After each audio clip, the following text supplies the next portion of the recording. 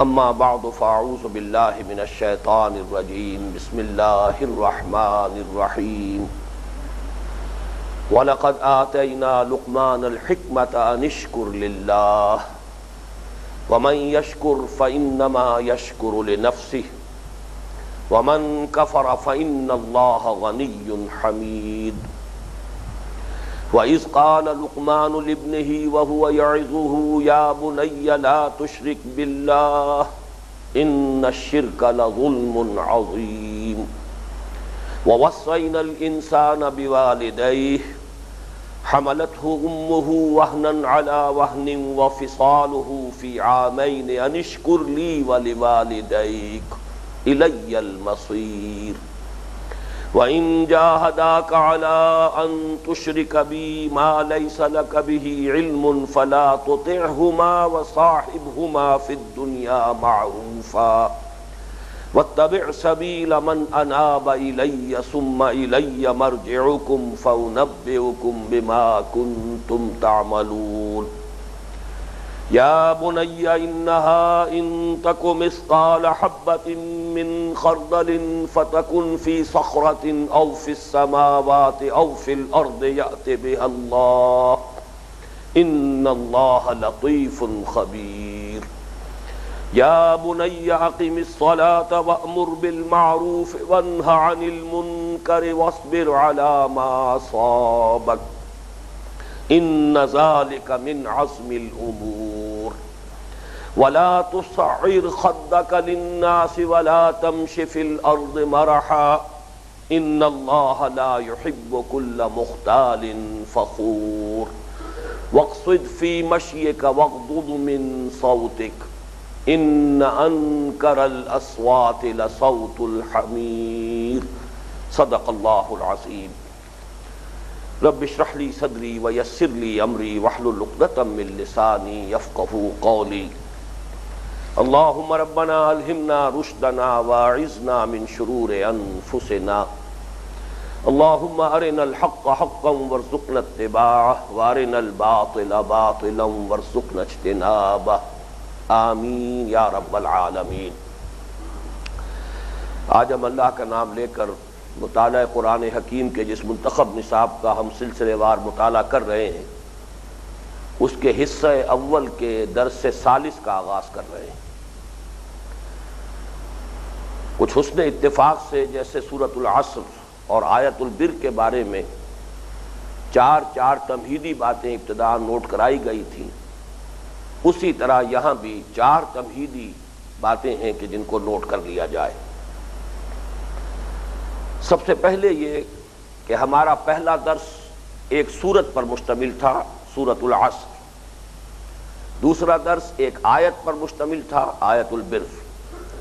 اگرچہ حجم کے اعتبار سے وہ آیت سورۃ العصر سے 3.5 گنا زیادہ ہے۔ اب آج کا جو ہمارا درس ہے جس کا آج آغاز ہو رہا ہے، اصل میں تکمیل تو متعدد نشستوں میں ہو سکے گی، یہ 8 آیات پر مشتمل ایک رکوع ہے۔ یہ اصطلاح چونکہ ہمارے اس سلسلہ درس میں پہلی مرتبہ آ رہی ہے، لہٰذا اس کے حوالے سے بھی چند باتیں نوٹ کر لیں۔ قرآن حکیم کی چھوٹی صورتیں تو ایک رکوع پر مشتمل ہیں، چنانچہ سب سے پہلی سورۃ الفاتحہ ایک رکوع پر مشتمل ہے۔ اگرچہ یہ سورہ مبارکہ جو ہے ان تقسیموں سے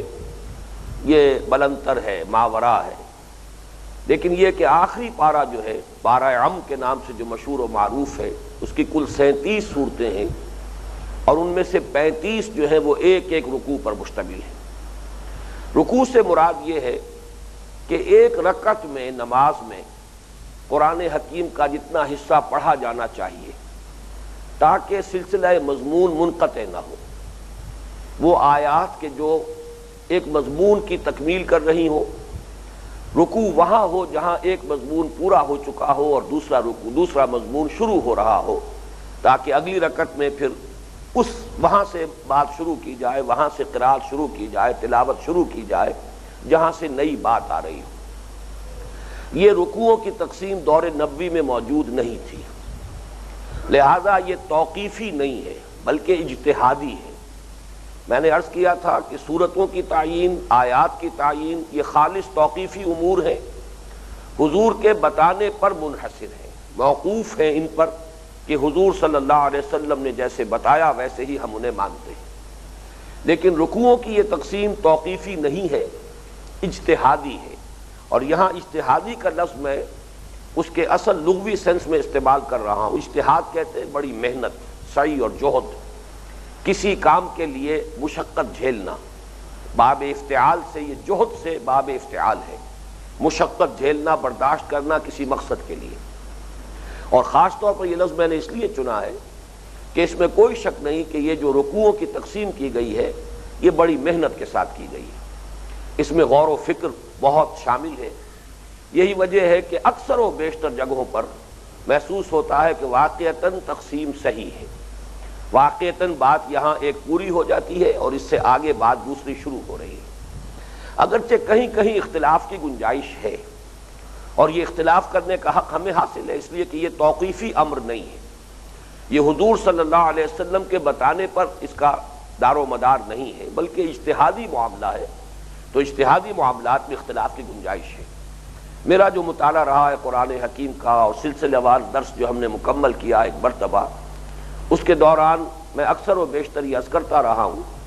کہ اکثر و بیشتر مقامات پر یہ رکوعوں کی تقسیم درست ہے، معنوی ہے، صحیح ہے، مناسب ہے۔ کہیں کہیں ایسا ہوتا ہے کہ آدمی یہ محسوس کرتا ہے کہ فلاں آیت جس سے اگلا رکوع شروع کر لیا گیا یہ بھی پچھلے ہی رکوع میں شامل ہوتی، یا آخری آیت جو کسی رکوع کی ہے وہ اگلے رکوع میں شامل ہوتی تو زیادہ موضوع ہوتا معنوی اعتبار سے۔ لیکن یہ کہ جیسا کہ میں نے عرض کیا اس میں ہمیں حق حاصل ہے اس اختلاف کا، اس لیے کہ یہ توقیفی معاملہ نہیں ہے بلکہ اجتہادی معاملہ ہے۔ اگرچہ میں نے یہاں ایک اپنے سامنے نقشہ مرتب کر کے رکھا ہوا ہے، قرآن حکیم کی صورتیں 114، ان کی یہ تقسیم کہ 35 صورتیں سورہ فاتحہ کے علاوہ ایک ایک رکوعوں پر مشتمل ہیں،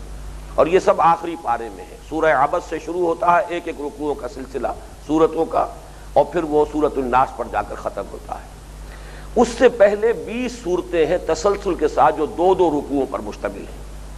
2 صورتیں آخری پارے میں شامل ہیں، 11 صورتیں 19ویں پارے کی ہیں، اور اس طریقے سے 7 صورتیں وہ ہیں کہ جو 28ویں پارے میں ہیں، یہ 20 کی تعداد بنتی ہے۔ مزید برآں ایک صورت ہے جو 27ویں پارے میں 2 رکوعوں پر مشتمل ہے، وہ سورۃ الطور ہے، اور ایک ہی صورت ہے 26ویں پارے میں سورۃ الحجرات۔ بہرحال یہ صرف ایک اعداد و شمار کے اعتبار سے دلچسپی کی بات ہے، اس کے اندر سوائے اس کے کہ ہم یہ سمجھیں کہ ترتیب مصحف میں یہ بات ملحوظ رکھی گئی ہے بائی اینڈ لارج بحیثیت مجموعی کہ سب سے بڑی صورت سورہ بقرہ 40 رکوعوں پر مشتمل، یہ بالکل آغاز میں رکھی گئی ہے، اور چھوٹی صورتیں جو ایک ایک رکوع پر مشتمل ہے وہ آخر میں رکھی گئی ہے۔ چونکہ یہ رکوعوں کے بارے میں اس وقت گفتگو ہو گئی ہے، اور جو اس کے بعد ایک اور تقسیم جو ہے مصحف کی، جو پاروں کی تقسیم ہے، 30 پاروں پر یہ مصحف مشتمل ہے۔ چونکہ ہمارے اس درس قرآن کے سلسلے میں کوئی ایک پارہ جو ہے تسلسل کے ساتھ زیر درس نہیں آنے والا، گویا کہ یہ اصطلاح ہمارے ہاں اس سلسلہ درس میں استعمال نہیں ہوگی، لہذا میں مناسب سمجھتا ہوں کہ اس کے بارے میں بھی چند باتیں اسی مرحلے پر عرض کر دوں۔ یہ جو 30 پاروں میں قرآن مجید کی تقسیم ہے یہ غیر توقیفی بھی ہے، غیر اجتہادی بھی ہے۔ اس میں تو معلوم ہوتا ہے کوئی محنت، کوئی مشقت، کوئی اصول، کوئی معنوی تقسیم، کسی بھی پہلو سے کسی بھی بات کو مد نظر نہیں رکھا گیا، بلکہ جس شخص نے بھی یہ تقسیم کی ہے واللہ عالم کون تھا، کہ اس کے پاس کوئی مصحف تھا جس میں اس نے صفحات گن کر برابر برابر، سوائے اس کے کہ پارہ عم تو ذرا مختلف ہے، وہ طویل ہے، باقی سب کو برابر برابر صفحات میں تقسیم کر دیا ہے۔ نتیجہ یہ نکلا ہے کہ بعض جگہوں پر یہ تقسیم بڑی بھونڈی ہے، اس لیے کہ صورتوں کی فصیلیں توڑ دی گئی ہیں۔ 14واں پارہ جو مشہور ہے ربما، یہ ربما کا لفظ جو ہے یہ سورہ حجر کی دوسری آیت کا پہلا لفظ ہے، تو عجیب تقسیم ہے وہاں پر کہ سورہ حجر کی ایک آیت جو ہے وہ 13ویں پارے میں ہے، اور دوسری آیت سے 14واں پارہ شروع ہو رہا ہے۔ تو واقعہ یہ ہے کہ یہ تقسیم جو ہے پاروں کی، یہ میں نے الفاظ استعمال کیے تھے، غیر توقیفی تو ہے ہی، غیر اجتہادی بھی ہے، اس میں کوئی محنت جو نہیں کی گئی، بلکہ یہ کہ ایسے ہی خالص آربیٹریریلی بالکل الٹپ تقسیم کی گئی ہے۔ یہی وجہ ہے کہ اکثر عرب ممالک میں جو مصحف طبع ہوتے ہیں ان میں یہ پاروں کی تقسیم موجود ہی نہیں ہے۔ ہم ہندوستان پاکستان کے جو عام قاری ہیں اکثر و بیشتر گھبرا جاتے ہیں کہ جب کہیں باہر کے چھپے ہوئے نسخے قرآن مجید کے ہمارے سامنے آئے ان میں یہ تقسیم نہیں ہوتی۔ البتہ حال ہی میں جو سعودی عرب میں ایک بہت بڑا ادارہ قائم ہوا ہے قرآن مجید کے طباعت اور اشاعت کا، مجمع ملک فہد کا مجمع مشہور ہے وہ اس نام سے، اس نے جو لاکھوں کی تعداد میں ایک مصحف طبع کر کے عام کیا ہے اور اس کو پھیلایا ہے، تقریباً ہر حاجی کو وہ ہدیتاً دیتے ہیں، بہت عمدہ کاغذ پر، بہت ہی اعلیٰ آرٹ پیپر ہے، بہت عمدہ طباعت ہے۔ ان کا معاملہ یہ ہے کہ انہوں نے یہ پاروں کی تقسیم تو رکھی ہے لیکن یہ ہے کہ اس میں کچھ تصحیح کر دی ہے۔ چنانچہ 14واں پارہ ان کا سورہ ہجر کی پہلی آیت سے شروع ہوتا ہے، وہ ربع ماہ سے شروع نہیں ہوگا بلکہ سورہ ہجر کے آغاز سے شروع ہو جاتا ہے۔ یہ اصلاح بھی کی ہے۔ مزید انہوں نے رکوعوں کی تقسیم بھی نہیں کی بلکہ ہر پارے کو 2 حزبوں میں تقسیم کیا ہے، گویا کہ وہاں اگرچہ پارے بھی ہیں، اجزاء جز 30 جز ہے اور 30 جز جو ہے وہ 60 احزاب پر مشتمل ہے۔ پھر ہر حزب کو انہوں نے تقسیم کیا ہے، جیسے ہمارے ہاں ہوتا ہے ربع اور نصف اور پھر ثلاثہ، انہوں نے ہر حزب کو تقسیم کیا ہے 4 حصوں میں کہ ربع حزب ہے، یہ نصف حزب ہے، یہ ثلاثت اور ارباع حزب ہے اور یہاں حزب مکمل ہو گیا۔ گویا کہ ہر پارے کے انہوں نے اس طرح 8 حصے کیے، لیکن یہ بھی صرف تلاوت کے لیے ہے۔ ظاہر بات ہے کہ اس میں بھی معنوی تقسیم کو پیش نظر نہیں رکھا جا سکتا۔ تو یہ صرف ایک عام دلچسپی کی بات تھی جو میں نے آپ حضرات کے سامنے بیان کر دی۔ اب جو بقیہ 3 تمہیدی امور ہیں ان کے لیے مناسب یہ ہے کہ پہلے ہم ان آیات مبارکہ کا ایک رواں ترجمہ اپنے سامنے لے آئیں تاکہ اس کے حوالے سے پھر وہ بقیہ 3 باتوں کا سمجھنا آسان ہو۔ اب آپ ٹیکسٹ پر نگاہ جمائیں۔ وَلَقَدْ آتَيْنَا لُقْمَانَ الْحِكْمَةَ، ہم نے لقمان کو حکمت دانائی عطا کی، انشکر للہ کہ کر شکر اللہ کا، وَمَن یشکر اور جو کوئی شکر کرتا ہے، جو شکر کرے گا،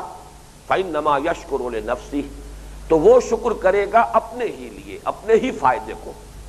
وَمَن کفر اور جو ناشکری کرے گا، کفران نعمت کی روش اختیار کرے گا، فَإِنَّ اللَّهَ غَنِيٌّ حَمِيدٌ تو یقیناً اللہ تو غنی ہے، بے نیاز ہے، اسے کسی شکر کی احتیاج نہیں ہے، حمید ہے، اپنی ذات میں خود محمود ہے، اسے حمد کی بھی ضرورت نہیں ہے۔ وَإِذْ قَالَ لُقْمَانُ لِابْنِهِ اور یاد کرو جب کہ کہا تھا لقمان نے اپنے بیٹے سے، وَهُوَ يَعِظُهُ اور وہ اسے نصیحت کر رہے تھے، یا بنی لا تشرک باللہ اے میرے بچے اللہ کے ساتھ شرک مت کیجو، اللہ کے ساتھ کسی کو شریک مت کیجو، ان الشرک لظلم عظیم یقیناً شرک بہت بڑی ناانصافی ہے۔ وَوَصَّيْنَا الْإِنسَانَ بِوَالِدَيْهِ اور ہم نے وصیت اور تاکید کی انسان کو اس کے والدین کے بارے میں، حملتہ امہ وہنا علی وہن اٹھائے رکھا اسے یعنی اپنے پیٹ میں اس کی ماں نے کمزوری پر کمزوری برداشت کرتے ہوئے، وفصالہ فی عامین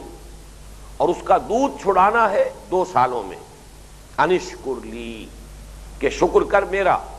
ولوالدیک اور اپنے والدین کا، الی المصیر میری ہی طرف لوٹنا ہے، وَإِن جَاهَدَاكَ عَلَىٰ أَن تُشْرِكَ بِي مَا لَيْسَ لَكَ بِهِ عِلْمٌ اور اگر وہ دونوں تجھ سے جھگڑیں، تجھ سے لڑیں اس پر کہ تو شریک ٹھہرائے میرے ساتھ ایسی ہستی کو جس کے لیے تیرے پاس کوئی علم نہیں، نہ کوئی عقلی دلیل، فطرت کی دلیل، نہ ہی کوئی منقول دلیل، ما لیس لک بہ علم فلا تطعہما تو ان دونوں کا کہنا مت مان، وصاحبہما فی الدنیا معروفا اور ان کے ساتھ دنیا میں رہ بھلے طور پر، واتبع سبیل من اناب الی اور پیروی کر اس کے راستے کی جس نے میری طرف رخ کر لیا ہو، ثم الی مرجعکم پھر میری ہی طرف تم سب کا لوٹنا ہے، فَأُنَبِّئُكُم بِمَا كُنتُمْ تَعْمَلُونَ پھر میں تمہیں جتلا دوں گا جو کچھ کہ تم سب کرتے رہے تھے۔ یا بنیا اے میرے بچے، انہا ان تکو مثقال حبۃ من خردل، اگر ہو وہ یعنی نیکی یا بدی رائی کے دانے کے ہم وزن، فتکن فی صخرۃ، پھر ہو وہ کسی چٹان میں، او فی السماوات یا آسمانوں میں، او فی الارض یا زمین میں، یأتی بہ اللہ، اللہ اسے لے آئے گا۔ ان اللہ لطیف خبیر، یقیناً اللہ تعالی بہت باریک بین، ہر شے سے باخبر ہے۔ یا بنیا اے میرے بچے، اقم الصلاۃ، نماز کو قائم رکھ، وامر بالمعروف، نیکی کا حکم دیتا رہے، وانہی عن المنکر، بدی سے روکتا رہے، واصبر علی ما اصابک، اور صبر کر اس پر کہ جو کچھ تجھ پر بیتے، جو تجھ پر آئے اسے جھیل۔ ان ذالک من عزم الامور، یقیناً یہ بڑے ہمت کے کاموں میں سے ہے۔ ولا تصعر خدک للناس، اور اپنے گالوں کو مت پھلا لوگوں کے لیے، یعنی غرور اور تکبر کے ساتھ۔ ولا تمش فی الارض مرحا، اور مت چل زمین میں اکڑ کر۔ ان اللہ لا یحب کل مختال فخور، یقیناً اللہ کو بالکل پسند نہیں ہے اترانے والے اور شیخی خورے۔ وقصد فی مشیک، اپنی چال میں میانہ روی اختیار کر۔ وغضض من صوتک، اور اپنی آواز کو پست رکھ۔ ان انکر الاصوات لصوت الحمیر، یقیناً تمام آوازوں میں سب سے زیادہ ناپسندیدہ ناگوار آواز گدھے کی آواز ہے۔ اب اس ترجمے کو ذرا اپنے ذہن میں رکھیے، تو بقیہ جو تمہیدی امور ہے اب ہم ان کی طرف آ رہے ہیں۔ دوسرا نقطہ یہ ہے تمہیدی کہ یہ مقام بھی قرآن مجید کے جامع ترین مقامات میں سے ہے۔ میں اس سے پہلے عرض کر چکا ہوں کہ مطالعہ قرآن حکیم کے جس منتخب نصاب کا ہم یہاں درس تسلسل کے ساتھ دے رہے ہیں، ان میں پہلا حصہ جو ہے اس نصاب کا، وہ 4 جامع مقامات پر مشتمل ہے۔ یہ جوامع الکلم ہے، جوامع الکلم من القرآن الحکیم۔ یہ جوامع الکلم کا لفظ ایک حدیث میں آیا ہے کہ حضور نے فرمایا اوتی تو جوامع الکلم، مجھے اللہ تعالیٰ نے بڑے جامع کلمات عطا کیے ہیں۔ بہت سی احادیث ایسی ہیں بڑی چھوٹی چھوٹی، چند الفاظ پر مشتمل، لیکن علم و حکمت کے بہت بڑے بڑے خزانے، انہیں حضور نے تعبیر کیا اللہ نے مجھے خاص طور پر یہ صلاحیت عطا فرمائی ہے۔ جیسے آپ نے یہ فرمایا انا افصح العرب، میں عرب کا فصیح ترین انسان ہوں، اللہ نے مجھے فصاحت اور بلاغت سے نوازا ہے۔ اسی طرح آپ نے فرمایا اوتی تو جوامع الکلم، مجھے بڑی جامع باتیں عطا ہوئی ہیں۔ تو جامع باتیں احادیث میں بھی ہے، اور یہ قرآن مجید کے یہ مقامات یہ بھی گویا کہ جوامع الکلم ہے، لیکن من القرآن الحکیم، اللہ تعالیٰ کے اس کلام پاک میں جامع ترین مقامات۔ اب آپ ذرا نوٹ کیجئے، تجزیہ کر لیجئے کہ سورۃ العصر میں جو 4 چیزیں آئی تھیں، لوازم نجات، شرائط فلاح، والعصر ان الانسان لفی خسر الا الذین آمنوا وعملوا الصالحات وتواصوا بالحق وتواصوا بالصبر۔ یہاں تجزیہ کیجئے ایمان کے ضمن میں اللہ کی توحید کا التزام، لا تشرک باللہ، شرک سے اجتناب۔ اسی طرح قانون مجازات اعمال، انسانی اعمال ضائع ہونے والے نہیں ہیں۔ اے میرے بچے، نیکی یا بدی خواہ رائی کے دانے کے ہم وزن ہو، پھر وہ کہیں وہ پہاڑوں کی کھوؤں میں گھس کر وہ کام کیا گیا ہو،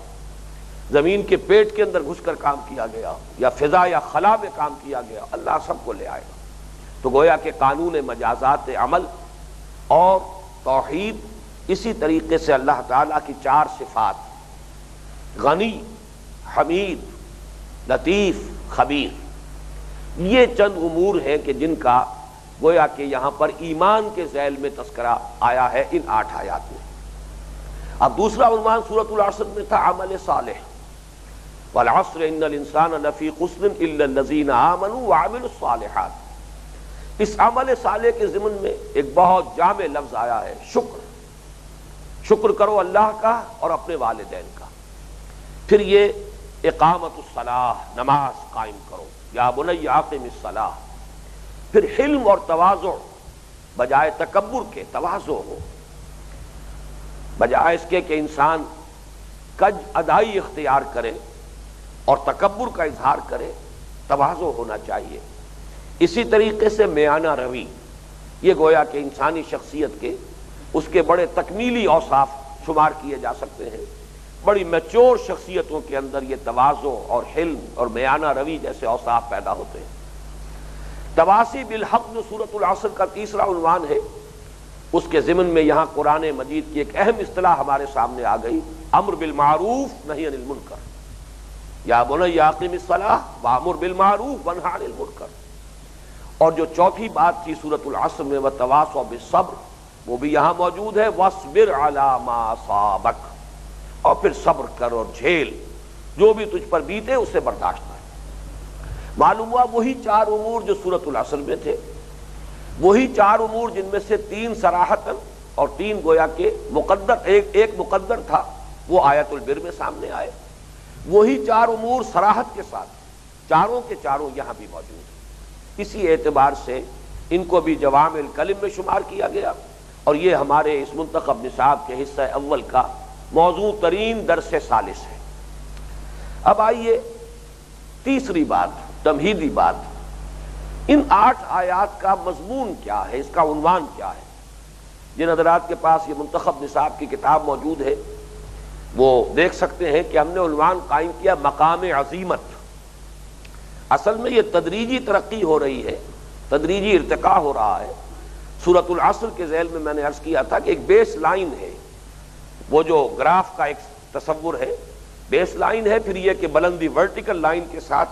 اس کی بلندی کا معاملہ آتا ہے، اس کی کمیت کا معاملہ آتا ہے، ایمان، عمل صالح، تواصی بالحق، تواصی بالصبر، یہ بیس لائن ہے سورۃ العصر۔ اس سے ذرا اونچا مقام آیا، وہ ہے حقیقت بر و تقوی، یہ گویا کہ بلندتر مقام ہے۔ پھر اس سے اوپر بلندتر مقام آیا مقام عظیمت، یہ چونکہ انہی آیات مبارکہ میں لفظ آیا ہے ان ذالک من عزم الامور، ہمت کے کام، عظیمت کے کام، اولو العزم لوگوں کے کرنے کے کام۔ چوتھا درس آئے گا ہمارا، اور وہ سورہ حامیم السجدہ کی 6 آیات پر مشتمل ہے یا 7 آیات پر۔ اس کا عنوان ہے حظ عظیم، بڑا نصیب، بہت اونچا مقام۔ یہ بھی در حقیقت اس درس کے اندر وہ لفظ موجود ہے کہ یہ وما یلقاها الا الذین صبروا وما یلقاها الا ذو حظ عظیم، تو حظ عظیم، بڑا نصیب، اللہ کی طرف سے جسے بڑا نصیب عطا ہوا، بہت بڑا جس کا رتبہ ہے۔ تو یہ تدریجاً اصل میں ارتقاء ہو رہا ہے اس منتخب نصاب کے حصہ اول میں جو جامع ہم نے دروس شامل کیے ہیں۔ لیکن اس کا ذیلی عنوان جو ہے اس منتخب نصاب والی کتاب میں آپ نے نوٹ کیا ہوگا، حکمت قرآنی کی اساسات، قرآن کا بنیادی فلسفہ کیا ہے، وہ کن پریمیسز پر اپنے فلسفے کو بلڈ کرتا ہے۔ پھر یہ کہ لفظ فلسفہ لفظ حکمت میں فرق کیا ہے، اس پر تفصیلی گفتگو بعد میں ہوگی، لیکن یہاں نوٹ کر لیجئے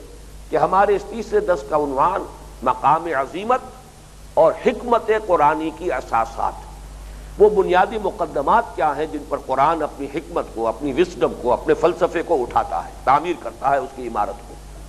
اور اس میں خاص طور پر ایک نکتہ نوٹ کیجئے کہ ان آیات میں اس حقیقت کا بہت ہی عمدگی کے ساتھ اس بات کیا گیا ہے کہ قرآن حکیم کی جو بنیادی تعلیمات ہیں وہ فطرت انسانی کے ساتھ پوری مطابقت رکھتی ہے۔ فطرت انسانی میں اس کی اساسات موجود ہیں، فطرت انسانی کی ہی در حقیقت ایک مکمل تعبیر اور اس کی مزید تشریح اور توضیح ہے وہ تمام تعلیمات کہ جو قرآن مجید ہمارے سامنے پیش کر رہا ہے۔ تو یہ بہت اہم نقطہ ہے، یہ ان 8 آیات کا موضوع قرار پایا۔ اب آئیے چوتھا نقطہ، آیت البر میں آپ کو یاد ہے کہ حقیقت بر و تقوی پر جو بحث ہوئی وہ ایک خاص واقعے کے پس منظر میں ہوئی، ایک خاص واقعہ اس کے پس منظر میں تھا شان نزول میں، اور وہ واقعہ تھا تحویل قبلہ۔ یہاں جو مقام عظیمت کی وضاحت ہو رہی ہے یا قرآن مجید کی تعلیمات کا فطرت انسانی کے عین مطابق ہونا ثابت کیا جا رہا ہے، یا حکمت قرآنی کی جو اساسات یہاں معین کی جا رہی ہیں ان 8 آیات میں، تو ان کے پس منظر میں ایک شخصیت ہے، وہ شخصیت ہے حضرت لقمان کی۔ تو یہاں ہمیں چاہیے ذرا کہ حضرت لقمان کے بارے میں، ان کی شخصیت کے بارے میں چند باتیں نوٹ کر لیں۔ حضرت لقمان کی شخصیت کے بارے میں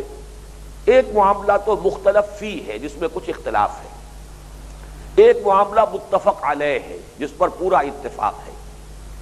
اختلافی معاملہ یہ ہے کہ یہ کون تھے اور کس زمانے میں تھے۔ ایک رائے یہ ہے کہ ان کا تعلق عرب بائدہ سے ہے۔ یہ عرب کی اقوام کو 3 حصوں میں تقسیم کیا گیا ہے۔ ایک وہ قدیم زمانے کی عرب اقوام جن کا اب نام و نشان مٹ چکا، وہ ماضی کے دندلکوں میں گم ہو چکی، قوم عاد، قوم سمود، ان کو کہتے ہیں عرب بائدہ، مٹ جانے والے عرب۔ پھر ایک ہے عرب عاربہ، وہ عرب کے جو ابھی باقی ہیں، جن کی نسلیں موجود ہیں اور وہ اصل عرب ہیں، یعنی جب سے انسانی تاریخ کا علم حاصل ہے وہ عرب جزیرہ نمائے عرب ہی میں مقیم تھے۔ چنانچہ یمن سے جو قبیلے نکلے ہیں، وہ جو سد معارف جب ٹوٹا ہے اور جو سیلاب آیا ہے عظیم اور بڑی تباہی آئی ہے، پھر قبائل جو نکلے ہیں، اوس اور خزرج کے قبائل بھی انہی میں سے ہیں۔ یہ عرب عاربہ کہلاتے ہیں، جو ہمیشہ سے عرب میں آباد تھے جب سے تاریخ انسانی معلوم ہے۔ اور تیسرا حصہ ہے عرب مستعربہ، وہ عرب کے جو اصلاً عرب نہیں ہیں، عرب ہو گئے۔ چنانچہ قریش جو ہے، خود حضور صلی اللہ علیہ وسلم کا جو خاندان ہے، آپ کا جو قبیلہ ہے، وہ اصلاً عرب نہیں ہے، اس لیے کہ حضرت ابراہیم علیہ السلام کی نسل سے ہیں آپ۔ حضرت ابراہیم عراق میں پیدا ہوئے، پھر انہوں نے اپنا مستقل مسکن جو ہے وہ فلسطین میں رکھا، وہ تو اپنے ایک بیٹے کو لا کر یہاں آباد کر دیا۔ ربنا انی اسکنت من ذریتی بواد غیر ذی زرع عند بیتک المحرم، حضرت اسماعیل کی نسل یہاں آباد ہوئی۔ تو یہ عرب مستعربہ کہلاتے ہیں۔ بہرحال یہ تو ایک معلوماتی شے تھی۔ ایک رائے یہ ہے کہ حضرت لقمان عرب تھے اور عرب بائدہ میں سے تھے، اور اس میں بھی 2 رائے ہیں۔ ایک تو یہ کہ قوم عاد جس شخص سے چلی ہے، جد امجد ان کا نام عاد تھا۔ عاد کا ایک بیٹا شداد، جس نے وہ جنت بنائی تھی جو ابھی حال ہی میں جو عمان کے علاقے میں جو ایکسکیویشن ہو رہی ہے، اور اس میں وہ شہر نکل آیا ہے جس کے 30 ستون ہیں، ارم ذات العماد التي لم يخلق مثلها في البلاد۔ تو وہ جو شہر جس نے آباد کیا تھا، جسے شداد کی جنت کہتے ہیں، وہ عاد کا بیٹا تھا۔ تو ایک رائے یہ ہے کہ عاد ہی کے دوسرے بیٹے یہ لقمان تھے۔ یہ بہت نیک تھے، سلیم الفطرت تھے، حکیم تھے، دانا تھے، اور پھر یہ کہ شداد کے بعد ان کی حکومت قائم ہوئی۔ ایک دوسری رائے جو اسی رائے کا دوسرا حصہ ہے، وہ یہ ہے کہ در حقیقت قوم عاد پر حضرت ہود علیہ السلام کے زمانے میں جب عذاب الہی آیا تو جو اہل ایمان بچ گئے تھے حضرت ہود کے ساتھی، ان میں سے کچھ وہ تھے کہ جو جزیرہ نمائے عرب کے شمال مغرب کی طرف چلے گئے، اور وہ عاد ثانیہ کہلاتے ہیں۔ قوم سمود انہی سے ابری ہے، ان میں حضرت صالح بھیجے گئے۔ کچھ ان میں سے لوگ وہ تھے جو یمن میں جا کر آباد ہو گئے۔ اس یمن میں جو حکومت قائم کی ہے عاد کے بچے کھچے لوگوں نے، اہل ایمان نے، ان میں ایک بادشاہ حضرت لقمان نام کے ہوئے۔ گویا کہ یہ 2 رائے ہوئیں، لیکن ان دونوں کو جمع کر لیجئے کہ اس رائے کی روح سے پھر حضرت لقمان عرب بائدہ اس سے تعلق رکھتے ہیں۔ یہ رائے مشہور مورخ اور صاحب مغازی محمد ابن اسحاق نے پیش کی ہے۔ ہمارے اس زمانے میں بھی 2 بڑے محقق جو اشخاص گزرے ہیں، اہل علم و فضل، ان دونوں نے اس رائے کو قبول کیا ہے۔ چنانچہ مولانا سید سلیمان ندوی رحمۃ اللہ علیہ نے ارض القرآن، ان کی ایک بڑی مارکۃ الآراء علمی کتاب ہے، اس میں اسی رائے کی تصویب کی ہے۔ اسی طرح مولانا حفظ الرحمان سوہاروی، جن کی بڑی عمدہ کتاب ہے قصص القرآن، انہوں نے بھی اسی رائے کو ترجیح دی ہے۔ ایک رائے تو بہرحال یہ ہے، لیکن دوسری رائے وہ ہے کہ زیادہ تر روایات جو ہمیں ملتی ہیں وہ اس دوسری رائے کی جانب اشارہ کرتی ہیں۔ چنانچہ خود حضرت ابن عباس سے رائے، حضرت ابو ہریرہ سے رائے، حضرت جابر ابن عبداللہ انصاری رضی اللہ تعالی عنہم، یہ 3 صحابہ سے یہ قول مروی ہے۔ اسی طرح پھر تابعین میں سے سعید بن مسیب، حضرت مجاہد، حضرت اکرمہ، ان تینوں کی رائے بھی یہ ہے۔ پھر یہ کہ ہمارے بعد کے بڑے مصنفین جو مورخین گزرے ہیں، ان میں سے سہیلی اور مسعودی، انہوں نے بھی رائے یہ دی ہے، اور یہ رائے وہ ہے کہ جو مختلف، جیسا کہ میں نے عرض کیا، صحابہ کی بھی کہ آراء ہمیں ملتی ہیں، ان کے اقوال ہیں، ان کے آثار ہیں، کہ یہ اصلاً حبشی تھے۔ یہ سوڈان اور مصر کا جو علاقہ جہاں مل جاتا ہے، اصل میں قدیم زمانے میں یہ پورا مصر تھا۔ کہ سودان مصر، یعنی یہ کہ در حقیقت مصر کا وہ علاقہ جہاں کے لوگ سیاہ فام ہے وہ سودان کہلاتا ہے، اسود سے سیاہ فام لوگ، اور مصری کا وہ علاقہ اس لیے کہ نیل تو در حقیقت ایک دریا ہے، اور سوڈان کی بھی ساری جو بھی زرخیزی ہے اسی کے طفیل ہے، اور مصر میں بھی جو حصہ زرخیز ہے وہ اسی کے طفیل ہے، تو اصل میں یہ ایک ملک بنتا ہے، لیکن بہرحال اس وقت دنیا میں دو ملکوں کے نام سے ہے، مصر اور سوڈان۔ تو مصر اور سوڈان کی سرحد کے قریب ایک علاقہ ہے نوبیا کہلاتا ہے، یا وہ قبیلے کا نام نوبا، تو یہ نوبا کے قبیلے سے تعلق رکھنے والے نوبیا کے رہنے والے تھے، لیکن یہ پھر نقل مکان کر کے یہ جو علاقہ ہے جس کو ایلا کہتے ہیں، عقبہ، یعنی جو خلیج عقبہ جاتی ہے، بحر احمر جب دو حصوں میں تقسیم ہو جاتا ہے، خلیج سویس وہ مغرب کی طرف شمال مغرب کی طرف بڑھ رہی ہے، اور خلیج عقبہ جو شمال مشرق کی طرف، تو اس کے مشرقی ساحل پر آ کر یہ آباد ہو گئے تھے، اس لیے ان کے اقوال، ان کی باتیں جو ہے اہل عرب میں پھر مشہور ہو گئی۔ جو روایات صحابہ سے ملتی ہیں اور تابعین سے، ان میں یہ بھی صراحت ہے کہ سیاہ فام تھے، نہایت پستہ قد تھے، بڑے موٹے موٹے ہونٹ تھے، پیشے کے اعتبار سے بڑھئی تھے، یعنی یہ کہ دنیاوی اعتبار سے جو چیزیں سمجھی جاتی ہیں کسی کے کمی اور حقارت کی، وہ ساری چیزیں ان میں بتمام و کمال موجود تھیں، لیکن نہایت حکیم اور دانا انسان۔ یہ اللہ تعالیٰ کی دین ہوتی ہے، جس کو چاہے نواز دے۔ اس اعتبار سے وہ حدیث میرے جب آج میں سوچ رہا تھا تو وہ حدیث پھر ذہن میں آئی کہ حضور نے فرمایا ہے کہ اللہ کے کچھ بندے ایسے بھی ہوتے ہیں جو کسی محفل میں بار نہ پا سکیں، کوئی ان سے رشتہ کرنا پسند نہ کرے، کہیں سفارش کرے تو کوئی ان کی بات سن کر نہ دے، لیکن اللہ کے ہاں ان کا یہ مقام ہوتا ہے کہ اگر کہیں بھولے سے کسی بات پر قسم کھا بیٹھیں تو اللہ ان کی قسم کی لاج رکھتا ہے۔ یہی گویا کہ ایک مثال ہے، پستہ قدمی ہے، جیسے حضرت بلال رضی اللہ تعالی عنہ، اب وہ بھی حبشی تھے، سیاہ فام تھے، لیکن یہ کہ یہ حضرت لقمان تو نہ صرف یہ کہ حبشی اور سیاہ فام، بلکہ نہایت پستہ قد اور بڑے موٹے موٹے ہونٹوں والے، اور پھر یہ کہ پیشے کے اعتبار سے بڑھئی، لیکن اللہ نے حکمت اور دانائی انہیں عطا کی۔ بہرحال یہ تو تھا ان کی شخصیت کے بارے میں جو اختلافی امر ہے کہ یہ کہاں کے رہنے والے ہیں، کس زمانے سے متعلق ہیں۔ یہ جو دوسری رائے ہے،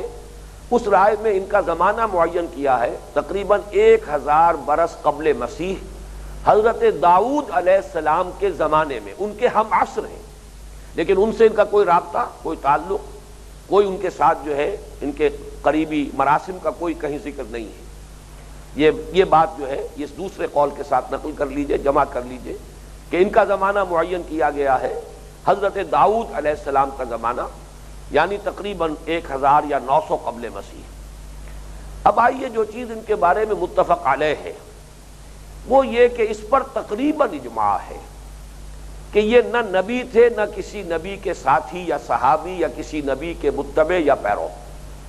یعنی نبوت کے ساتھ ان کا کوئی رشتہ یا تعلق نہیں تھا۔ صرف ایک شاذ رائے ملتی ہے حضرت اکرمہ کی، جو تابعین میں سے ہیں، حضرت عبداللہ ابن عباس رضی اللہ تعالی عنہما کے شاگردوں میں سے، ان کا کہنا یہ ہے کہ یہ نبی تھے، لیکن اجماع امت، مفسرین، علماء، محققین، مورخین، ان سب کا اس پر اجماع ہے کہ یہ نہ نبی تھے، نہ کسی نبی کے ساتھی یا صحابی تھے، نہ کسی نبی کے امتی یا پیرو یا ان کے متبعین میں سے تھے۔ البتہ یہ کہ ایک حکیم اور دانا انسان تھے، اللہ نے حکمت سے نوازا تھا، دانش جو ہے اللہ نے ان کو عطا فرمائی تھی۔ ان کے اقوال جو ہیں اہل عرب بکثرت کوٹ کرتے تھے، جیسے اب ہم تقریریں کرتے ہیں تو علامہ اقبال کے اشعار کوٹ کرتے ہیں، اس لیے کہ بہرحال ان کا حسن تعبیر، حسن ادا، بعض بڑے مشکل مضامین ہیں جن کی وضاحت اگر ہم اپنے طور پر کرنے کی کوشش کریں تو بڑا وقت لگ جائے گا، لیکن یہ کہ کوئی عمدہ شعر علامہ اقبال کا اس حقیقت کو بڑی خوبصورتی کے ساتھ اور بڑے اختصار کے ساتھ اس کی تعبیر کر دیتا ہے۔ تو یہ ایک حکیم شخصیت کے اعتبار سے عرب میں جانی پہچانی شخصیت ہے۔ چنانچہ ان کا حوالہ جو ہے اور ان کی کوٹیشن امرؤ القیس جیسا شاعر، جسے ملک الشعراء کہا گیا ہے، شعراء جاہلیت کے اندر چوٹی پر مقام ہے، امرؤ القیس، عاشا، طرفہ، اور حضرت لبید رضی اللہ تعالیٰ عنہ جو صفوہ معلقہ کے آخری شاعر ہیں جو ایمان لائے اور ایمان سے اللہ تعالیٰ نے انہیں مشرف کیا،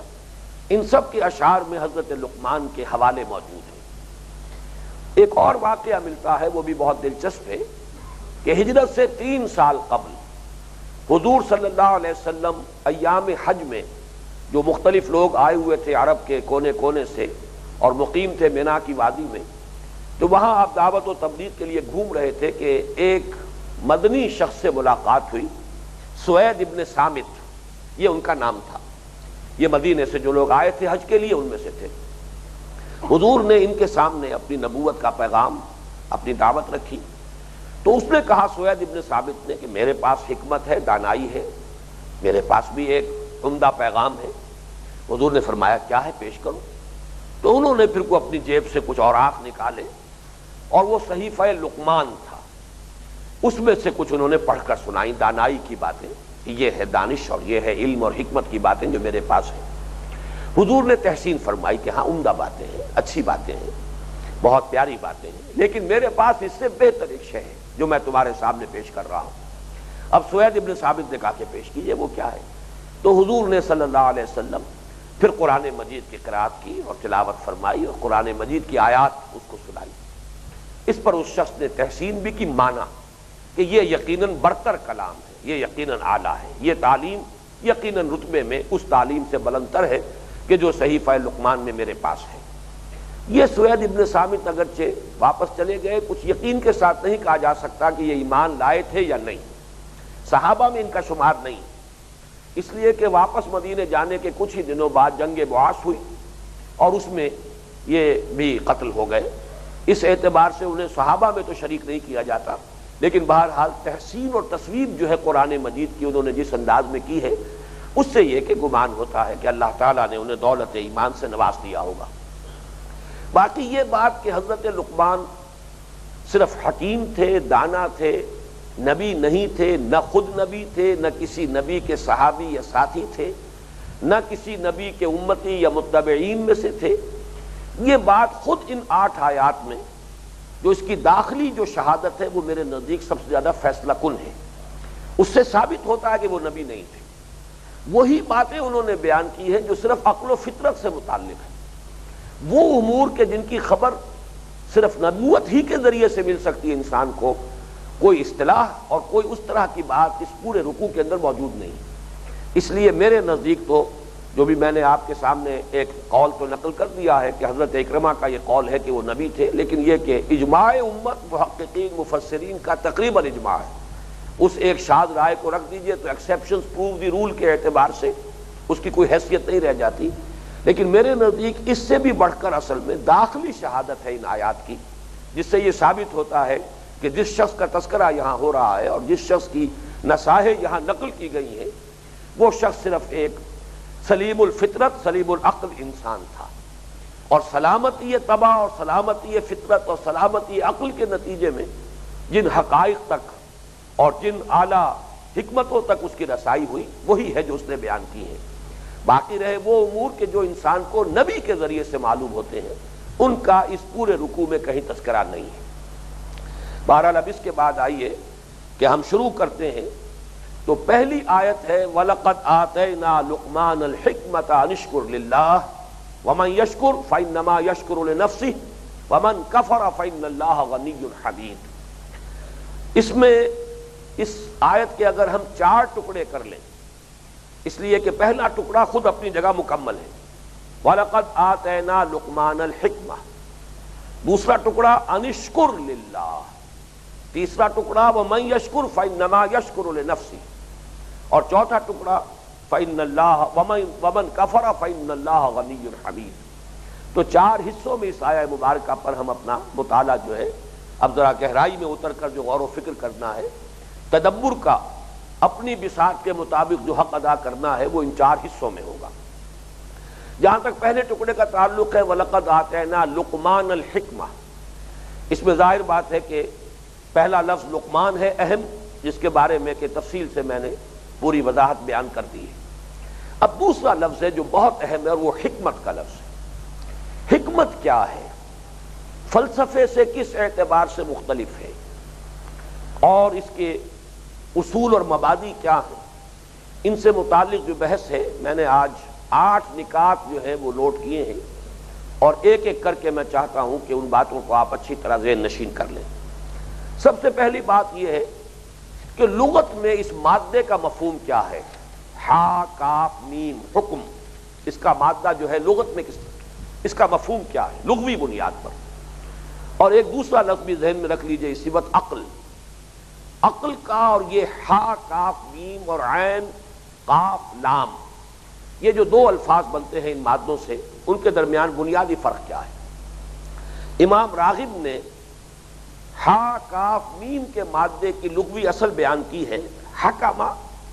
ای منع منعا لاصلاح، کسی کو کسی کام سے روکنا اصلاح کے لیے، بھلائی کے لیے، خیر کے لیے، کہیں غلط روی سے روکنا، یہ گویا کہ اس مادے کا اصل مفہوم ہے۔ اور عقل اس کے مقابلے میں ذرا وہ بھی چاہتا ہوں کہ ساتھ ہی چونکہ اس کا تقابل ہمیں کرنا ہے، عقل جو ہے بنیادی طور پر لغت میں اس کے معنی ہے الامساک والاستمساک، خود رک جانا یا کسی کو روک دینا۔ یہاں اصلاح ضروری نہیں ہے، کسی بھی روکنے کو، کسی بھی باندھ لینے کو یا بند جانے کو عقل سے تعبیر کیا جائے گا۔ مثلا کعقل البعیر بالعقال، جیسے کہ اونٹ کا گھٹنا باندھ دیا جاتا تھا یا باندھ دیا جاتا ہے آج بھی عقال کے ساتھ، رسی کے ساتھ۔ عقال وہ جو اہل عرب اپنے سر پر باندھتے ہیں، اور آج کل تو امراء ہوں اور ملوک ہوں، سلاطین، تو ان کے تو عقال جو ہیں بڑے سنہری ہوتے ہیں، بہت قیمتی ہوتے ہیں۔ لیکن اصل میں یہ عرب تمدن میں اس کی اصل بنیاد کیا ہے کہ بدو جب سفر کرتا تھا اونٹ پر تو ایک رسی اس کے سر پر بندھی رہتی تھی، جہاں وہ اترا اب وہ اونٹ کو کچھ باندھنا بھی چاہتا ہے کہ بھاگ نہ جائے، لیکن یہ کہ بالکل کسی جگہ پر کھڑا بھی رکھنا نہیں چاہتا، بلکہ چاہتا ہے کہ کچھ نہ کچھ ادھر ادھر سے، کوئی کیکر کا درخت ہے، کوئی اور جھاڑی ہے، وہاں سے جا کر کچھ وہ ناشتہ کر لے، کچھ اپنا پیٹ بھرے۔ تو وہ ایک اس کا پاؤں اس کو گھٹنے کے اوپر سے اس کو موڑ کر اور اس گھٹنے کے گرد وہ رسی باندھ دیتا تھا۔ اب وہ گویا کہ اونٹ تین ٹانگوں کے اوپر کھڑا ہے، ایک ٹانگ اس کی بندھی ہوئی، وہ اچھل کر اچک کر ادھر چلا گیا ادھر چلا گیا، بہرحال بھاگ نہیں سکتا، کہیں دوڑ کر نہیں جا سکتا۔ اب جب آگے اس نے سفر شروع کرنا ہے دوبارہ تو وہ رسی وہاں سے کھولتا تھا اور اپنے سر پر باندھ دیتا تھا۔ سر پر ظاہر بات ہے کوئی عمامہ بھی ہے، اور چاہے وہ ہوا میں جبکہ وہ سفر کر رہا ہو اڑ نہ جائے، اسی رسی سے وہ اپنے عمامے کو اپنے سر پر کس لیتا تھا، نیچا اترتا تھا، اسی رسی سے وہ اپنے اونٹ کا گھٹنا باندھ دیتا تھا۔ یہ عقال ہے۔ تو عقال سے اونٹ کا گھٹنا باندھ دینا یہ عقل ہے۔ اسی طریقے سے عقلت المرأة شعرها، عورت نے اپنے بال گوندھ لیے، باندھ لیے، ورنہ بال جو ہے پریشان ہوں گے، ہوا کے اندر اڑیں گے۔ یہ گوندنا باندھنا اس کے لیے بھی لفظ استعمال ہوتا ہے، عقلت المرأة شعرها۔ اسی طریقے سے وقیل للحسن معقل، جس کی جمع معاقل ہے، کوئی ایسا قلعہ ہے جس کے گرد بڑی اونچی فصیل ہے، گویا کہ بہت محفوظ، اسے بھی معقل کہتے تھے، بندھی ہوئی جگہ، یعنی جس کے گرد پورا حصار موجود ہے اور حفاظت کا سامان ہے۔ اب یہ جو دو لفظ آئے حکم اور عقل، ان دونوں میں جو بنیادی فرق ہے اسے نوٹ کر لیجئے۔ دونوں میں ایک شے مشترک ہے، روکنا یا رکنا، لیکن عقل میں مضرت ظاہری یا مضرت مادی یا مضرت فوری سے بچنا یا بچانا، اور حکم کا لفظ آئے گا مضرت معنوی یا مضرت اخلاقی، کسی برائی سے روکنا یا رک جانا، کسی مضرت سے کہ جو